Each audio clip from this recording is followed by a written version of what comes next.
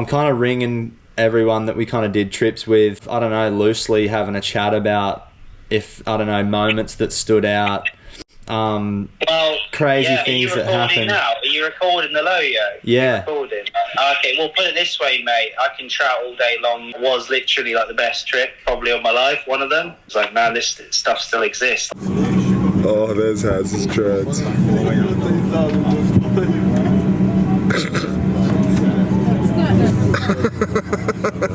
So when we like landed in Ireland, we went to go rent a car. Basically, I wasn't over the age of 26, so I wasn't old enough to rent a car. Lob didn't have a driver's license. Dav didn't bring his wallet. Yeah, and my driver's license was snapped in half. 4 to 5 hours of like standing, they ended up like accepting your like half a driver's license. We didn't get to where we were staying at about 2 o'clock in the morning or something. Just not around the corner, is it? We woke up super jet lagged, and then Tom Lowe came in. He just flicked the stove on and warmed the hot toddies up. Nothing but a hot whiskey and a positive Cornish man to get you up and about. Yeah, I knew that we just hit the spot for you lads, and I just setting the tone, wasn't it, for the vibe. Just for being like in the elements and like shocked by like weather. Yeah, something about cold water and being in the elements and stuff. It's just an extra thing. Going from such a different environment to over there, one of the most surreal places I've ever been. Woke up so tired. All we had for breakfast was a hot whiskey. It just went from being like 3 to 4 foot and looking fun to like... Yeah, it looked like a rip bowl. Yeah, it looked like a fun... changed. It looked like a fun rip bowl. Like, let's just go out and kind of get the plane legs out of the way. I just remember being like, I don't even know if it's even possible to get out. Yeah. Fucking intimidating to say least, hey.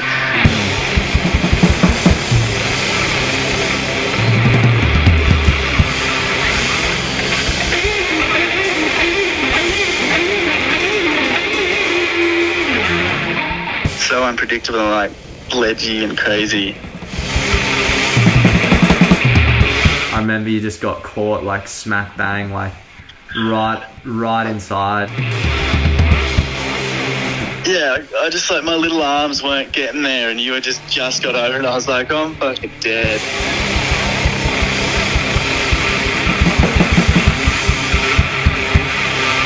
Before that, howling offshore wind would just blow the crazy spray like off the back of the wave. I just caught this glimpse of you already fighting to get to the surface because you were still trying to get up from the wave before. Yeah. And you could not have been in like a worse half a meter radius anywhere else in the whole of the ocean. I got that one on the head. It was like the thickest thing I've ever had on the head, and then got stuffed in that little cave. It was mellow cave, that one, easy, no worries. And then I think Lowey like got one and got belted himself, and we were both just like getting really flogged together. I literally had to like body surf like a 3-footer over the rocks, and I just kept flipping, like rolling along the reef to get in, because I just wanted to get in so bad. Yeah, I don't know why that kept happening to me this year. Someone's got to take it for the team, I reckon. Oh, hell yeah. Might as well be me. Yeah, if you did that trick today.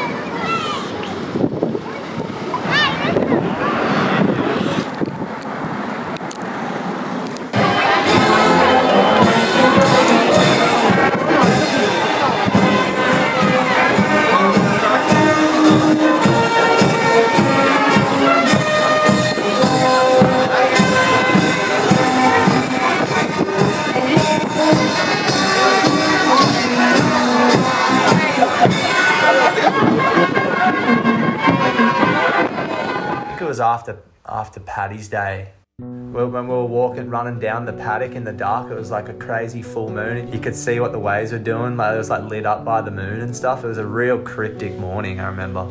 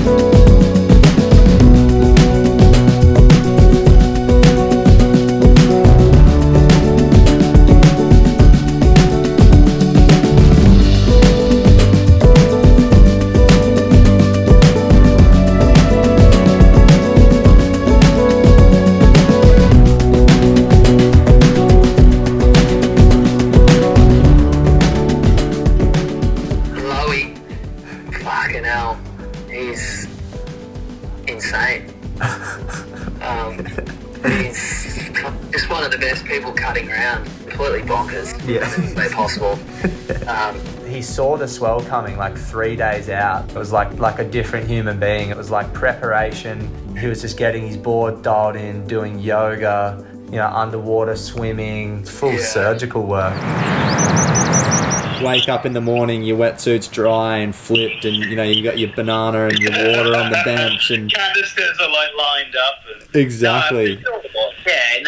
I mean, that's all helps with my anxiety levels. You know what I mean? At the end of the day, I'm shitting myself, nervous because I know that what I'm getting myself into, and and the more prepared I get, it like just takes the edges off, and I'm just feel like it's gonna flow easy. That wave is just as intimidating and as fucking heavy as a wave gets. Yeah. I mean, I would have loved to have watched it, but wanted absolutely nothing to do. Nah, I was well out of my pay grade that day. Hey, I was just sitting in the lineup watching him. Yeah, it's sick to watch him when the waves are just big and gnarly. A full normal person, and then just like paddles out there and goes completely skids. Like, does not think about it and just goes fucking as hard as humanly possible. It's like he's possessed, hey.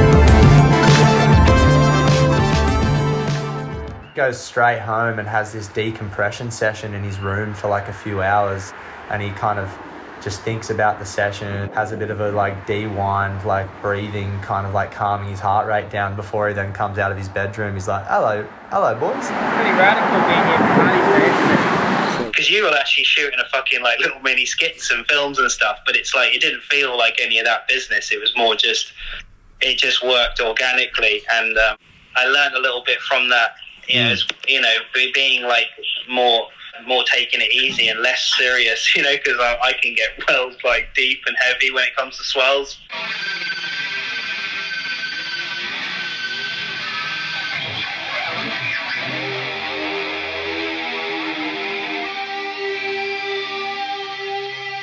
Okay, we're going to go with that. I'm just going to keep doing it here, or do we do it down there? Like, I'll just be like, Hazel, what's on? Like that kind of thing. Yeah. Would I go like, okay, I don't even know. Yeah? Freestyle. Are we going? Yeah, we're going. All right. Sorry. Hazza, how are you doing, bro? Good. This is the one. Those cowboy fucking skit. And talk. Okay. Okay. Is it a well or an R? It's a well. Okay. Well,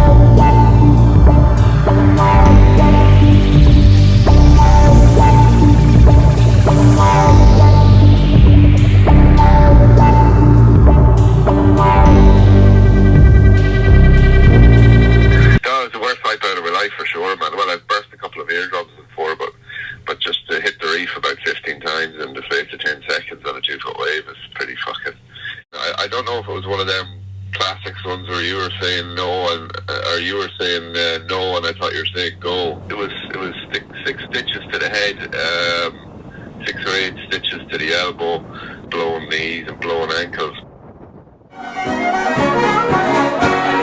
You celebrate with a few sauces, you commiserate with a few sauces. It's Guinness, as you know, it's a bit of a religion. It's definitely the cause and solution to all the problems. Like.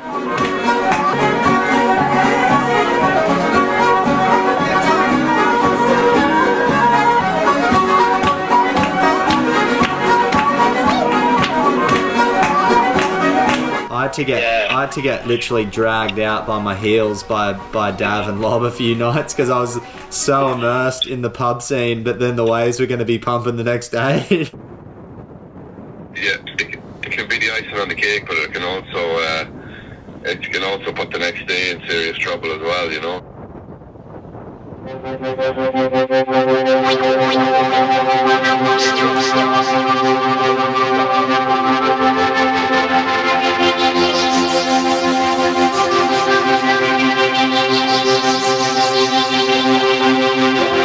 Surfing under the cliffs there, just, yeah, it's completely mind-boggling.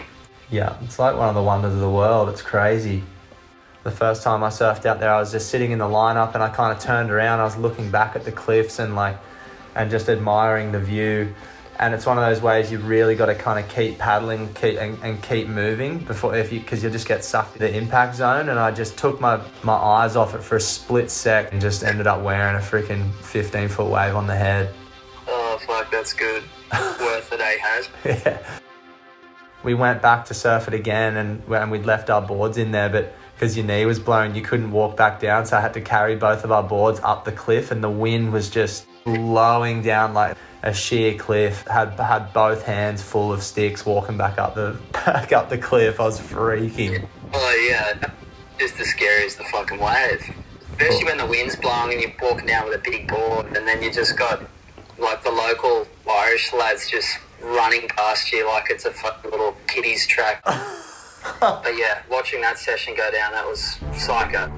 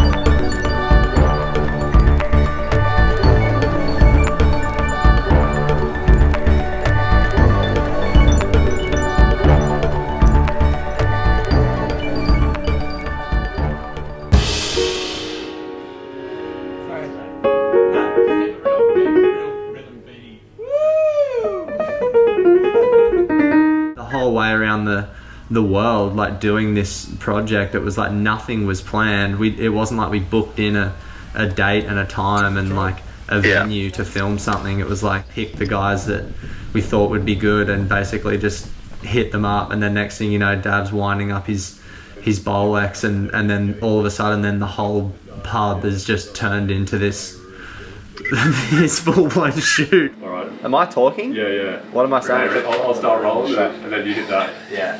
When you hear that camera start going. Oh Jesus! Annika!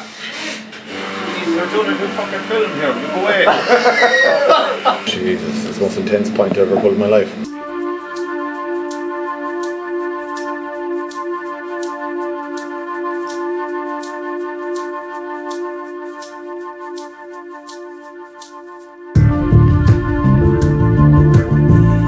I feel like we put ourselves in some pretty risky kind of situations, but it always happens on just real shitty 1 foot waves. I just wanted to come in and the tide just kept draining out and kind of pulled through the back of the 2-footer and just got thrown over and my knee blew up like a balloon, but the issue was my foot.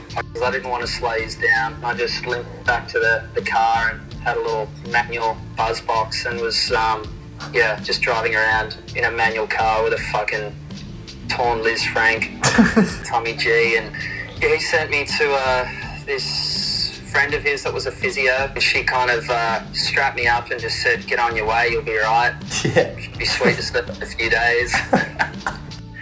And I was out for a good 5 or 6 months. But I think that the Irish are just fucking tough buggers. And I mean, surfing over there is just, it's intense, it's hardcore. I don't feel like I go over there for the waves. It's more just hanging with the Irish crew. It's it's second to none.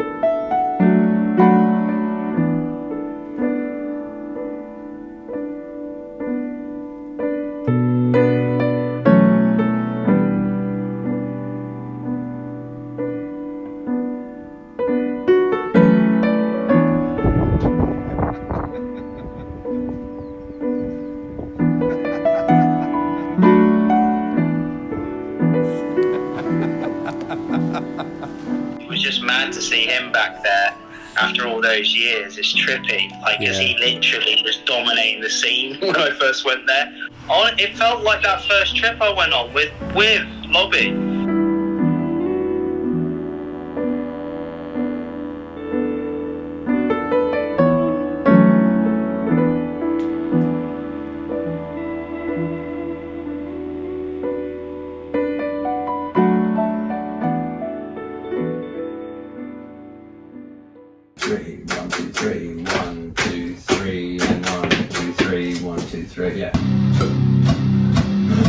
It's like a cement mixer.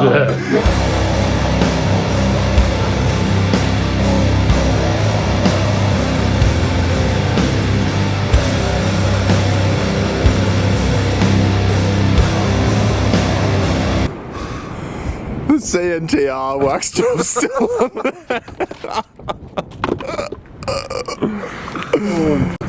Like, yeah, it just kind of graze, maybe a little sort of chunky graze to it. I don't know if it's stitchable. Had a fucking killer day on the football scene as well. Yeah, he did on the rugby. Yeah. I love skits. Conor McGuire hit us up to go toe-in surfing with him, and he is like a true little leprechaun. He's got such a good energy around him. He'll just kind of like pop up at bizarre times, and coming from Morocco basically to then link up for this session. We didn't even really know if he was going to turn up or not. When we got to the boat ramp, he popped up. He'd forgotten his wetty. He rustled up a wetsuit from a local girl that lived near the boat ramp, and the thing was about 5 times too big for him. Definitely let him know that I'd never towed anyone in before. I had no idea what I was doing, but yeah, I don't think I got him into a good wave that whole afternoon. And then every time we swapped and then a good one had come, I felt bad, but I definitely reckon he knew what he was getting himself into.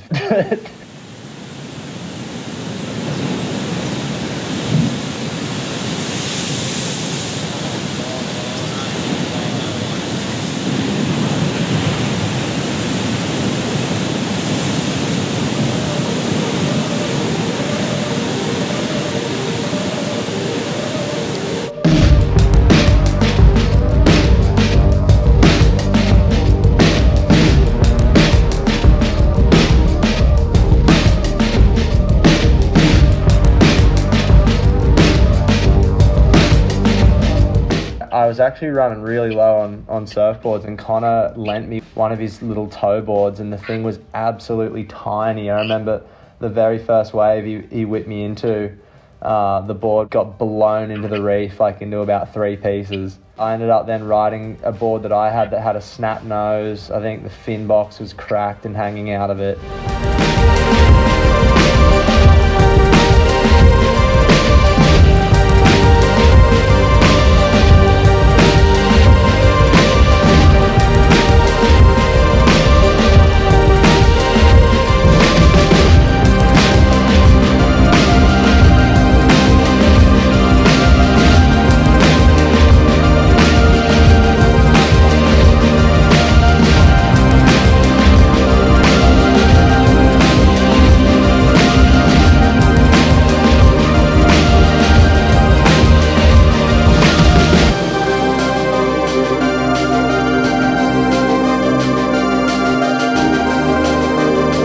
The pub and like watched the footage, and I was like, wow, I didn't know the waves were doing that. That was just icing on the cake, that last day of waves that we had there.